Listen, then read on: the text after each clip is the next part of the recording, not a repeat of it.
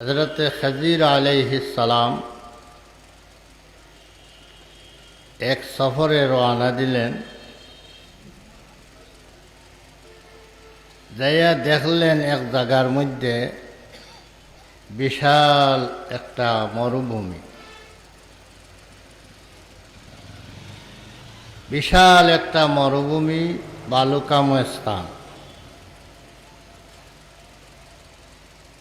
এই জায়গা অতিক্রম করিয়া যাওয়ার পর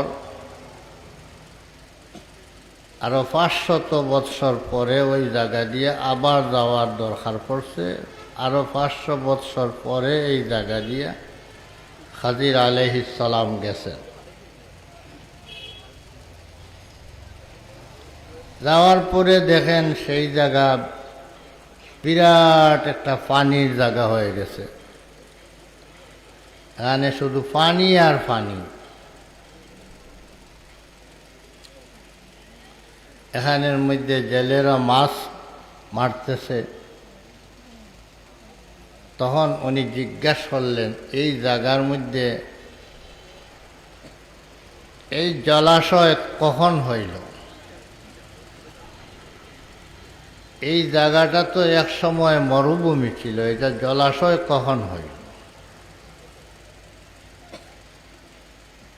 তখন জেলেরা উত্তর দিল, হুজুর এটা আপনি কি বলেন? আমাদের বাপদাদা 14 সিঁড়ি সবাই বলছে এখানে পানি ছিল। আমরাও জন্ম থেকে নিয়ে এখন পর্যন্ত এখানে শুধু পানি আর পানি দেখতেছি। আপনি কি বলেন? বলে না, এক সময় এই জায়গাটা বিশাল একটি মরুভূমি ছিল।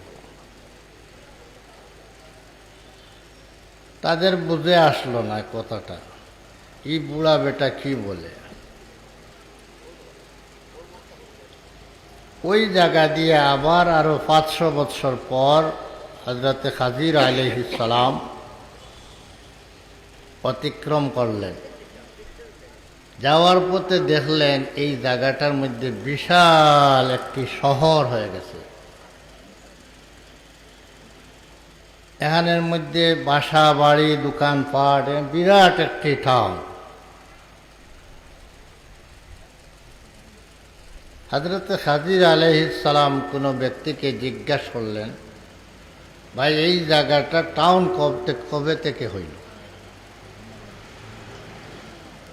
উনি বলল, হুজুর এটা তো এভাবেই ছিল, আমাদের বাপদাদারাও তো বলছে এইভাবেই তো টাউন ছিল, আমরা জন্ম থেকেই দেখছি টাউন। আপনি আবার কখন বলল এটা প্রশ্ন করেন? বললেন না, এইটা তো এক সময় এটা বিরাট জলাশয় ছিল, পানি আর পানি ছিল, টাউন কবে হইল? হযরত খাজির আলাইহিস সালাম এই দৃশ্য দেখে আল্লাহ পাকের তসবিহ বয়ান করলেন, সুবহানাল্লাহ। আল্লাহ পাক সেই জাত যার মধ্যে কোনো পরিবর্তন হয় না, এবং দুনিয়ার সব বস্তুর মধ্যে এই পরিবর্তন হওয়ার ব্যবস্থা রেখেছেন।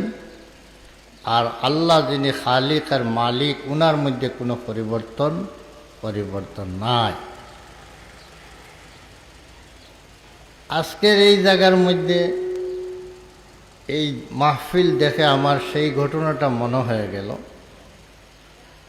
যে এক সময় 100 বছরের পরে যদি কেউ বলে যে এই জায়গার মধ্যে একটা পুকুর ছিল, এই পুকুরে ওযু করার ব্যবস্থা ছিল, মাছ ছিল,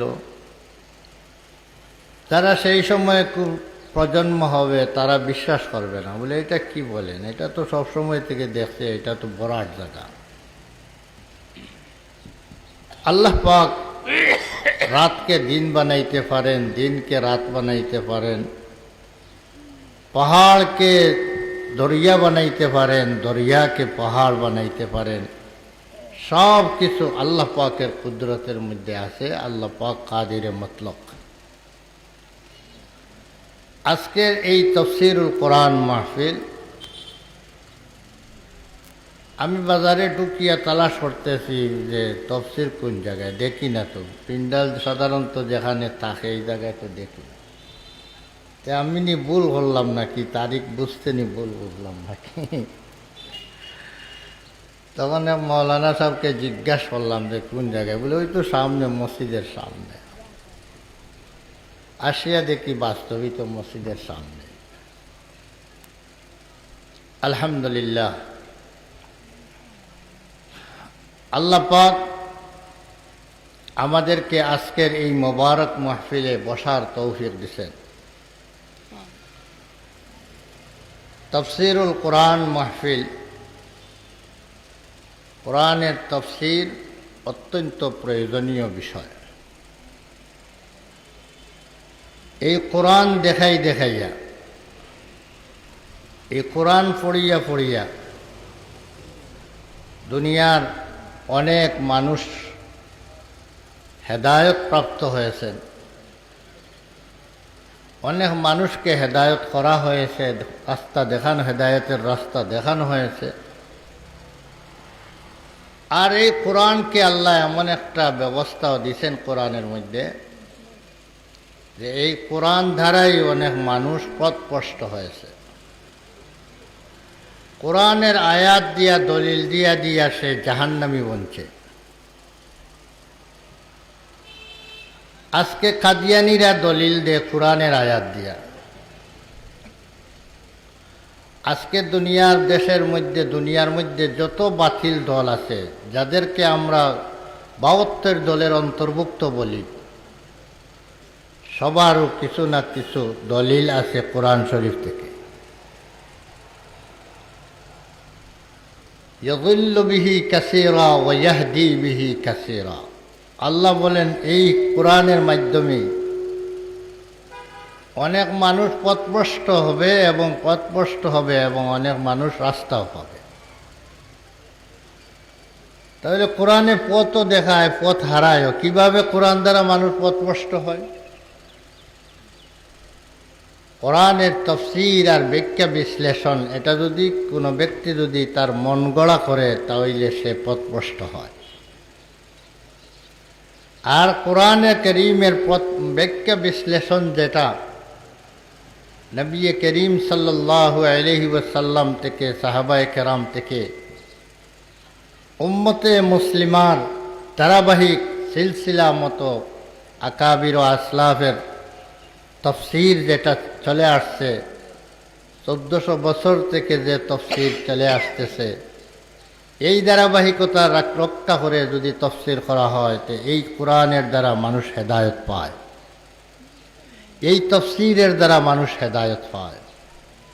আর কোরআনের তফসির যদি কোনো ব্যক্তি মন গড়া করে, তাহলে মন গড়া তফসিরের মাধ্যমে মানুষ জাহান্নামী হয়। এই জন্য সহি তফসিরের দরকার আছে না নাই? কোরআন দ্বারা যখন জাহান্নামেও যাওয়ার ব্যবস্থা আছে, বেহেশতে যাওয়ার ব্যবস্থাও আছে, তাহলে বেহেশতে যাওয়ার রাস্তাটা কোনটা, এটা আমরা জানার দরকার। কোরআনে করিমের আয়াতগুলা সব হইল আরবি, সব আরবি, এবং আরবি ভাষা এত প্রশস্ত। কোনো শব্দ এমন আছে যে শব্দর অর্থ একের অধিক অর্থ দেয়, কোনোটা 2 অর্থ দেয়, কোনোটা 3 অর্থ দেয়, কোনোটা 4 অর্থ দেয়, কোনোটা 10 অর্থ দেয়, কোনোটা 20 অর্থ দেয়। এইভাবে অনেক অনেক অর্থ দিয়া থাকে কোরআনের শব্দ, এক একটা শব্দ। আরবি শব্দগুলা এত প্রশস্ত। এখন আয়াতের মধ্যে যে শব্দটা আসছে, এই শব্দর ধারা কোন অর্থ, এই জায়গার মধ্যে কোরআনের আয়াত দ্বারা কোন অর্থ উদ্দেশ্য, কোন অর্থ নিয়ে আল্লাহ এই কথাটা বলেছেন, এই কথাটা নবী করিম সাল্লাল্লাহু আলাইহি ওয়াসাল্লামের হাদিসের মধ্যে, রসুলের বয়ানের মধ্যে হয়তো পাওয়া যাবে, নতুবা কোরআনে করিমের মধ্যে অন্য জায়গার মধ্যে পাওয়া যাবে। অন্য জায়গায় পাওয়া যায় না, রসুলের বয়ানের মধ্যে পাওয়া যাবে। রসুলের বয়ানের মধ্যে যদি নাও পাওয়া যায়, সাহাবায়ে কেরামের বয়ানের মধ্যে পাওয়া যাবে।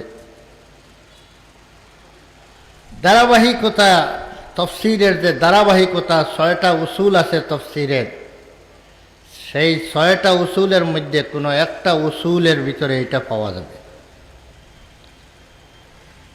সেই উসুল মতো যদি আপনি তফসির করেন, তাহলে সহি তফসির হবে, সঠিক তফসির হবে। আর যদি সেই উসুল বাদ দিয়ে আপনি কোরআনের মধ্যে একটা শব্দ দেখলেন, সেই শব্দ দেখে এইটার তর্জমা আর ব্যাখ্যা বিশ্লেষণ আপনি লগাত আর ডিকশনারি দিয়ে দেখেই প্রথমে আরম্ভ করে দিলেন, এবং লগাত এবং ডিকশনারিতে এটার মধ্যে যেমন আছে 5টা অর্থ দেয়, আপনি দেখলেন আপনার সুবিধা কোন অর্থ নিলে হয়, তখন আপনার সুবিধা যে অর্থ নিলে হয় আপনি মতলব নিলেন, এই অর্থ নিয়ে কোরআনের তফসির করলেন। অথচ রসুল করিম সালাম এই আয়াতের তফসির আরও এক মতলব নিয়ে, আরও এক অর্থ নিয়ে করে গেছেন।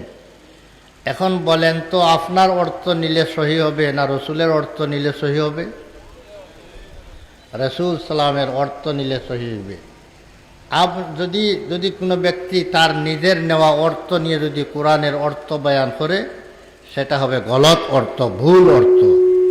এই ভুল অর্থ যারা মানবে তারাই পথভ্রষ্ট এবং গুমরা হবে। দলিল দিবে কোরআনের আয়াত, বলে কোরআনের আয়াতের এই অর্থ ডিকশনারি বাইর করে দেখো, এই অর্থ কোরআনের অর্থ আছে, তাই এই জায়গার মধ্যে কোরআন দ্বারা এই অর্থ মুরাদ উদ্দেশ্য।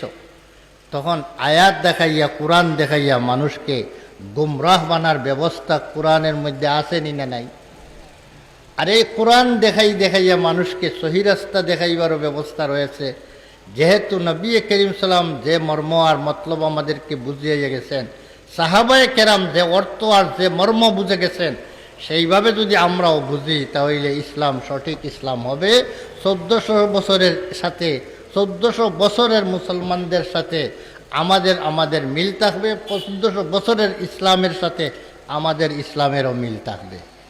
মন গড়া ইসলাম, নতুন ইসলাম যারাই জন্ম দিছে, তারাই সেই ধারাবাহিকতাকে নষ্ট করেছে।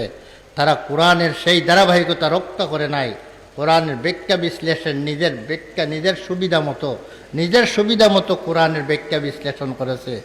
এই জন্য কোরআনের আয়াত পড়িয়া দলিল দিলেই আপনারা ভয় করবেন না, বলে ওরা অত কোরআন দিয়া ওয়াজ করে, কোরআন দিয়া সিধা ওয়াজও করা যায়, বেখা ওয়াজও করা যায়, কোরআন দিয়া সিধা ওয়াজও করা যায়, বেখা ওয়াজও করা যায়।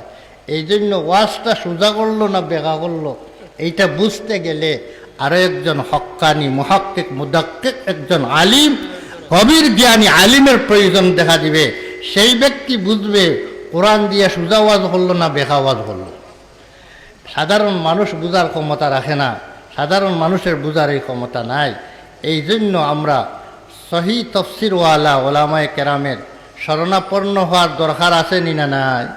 এই জন্য আজকে মাদানী সমাজ কল্যাণ পরিষদ চারখাইয়ের উদ্যোগে যে তফসিরুল কোরআনের মাহফিল আয়োজন করা হয়েছে, আলহামদুলিল্লাহ, এখানের মধ্যে আমি দেখলাম যাদেরকে দাওয়াত দেওয়া হয়েছে, যারা মুফাসসির আসবেন বা আসছেন, ওনারা সব সুজা তফসির করনেওয়ালা, বেখা তফসির করনেওয়ালা নাই।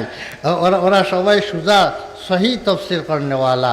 তাই সহি তফসির করনেওয়ালা মুফাসসিরিনে কেরামের মাহফিলে গেলে হেদায়ত পাওয়া যাবে ইনশাআল্লাহ।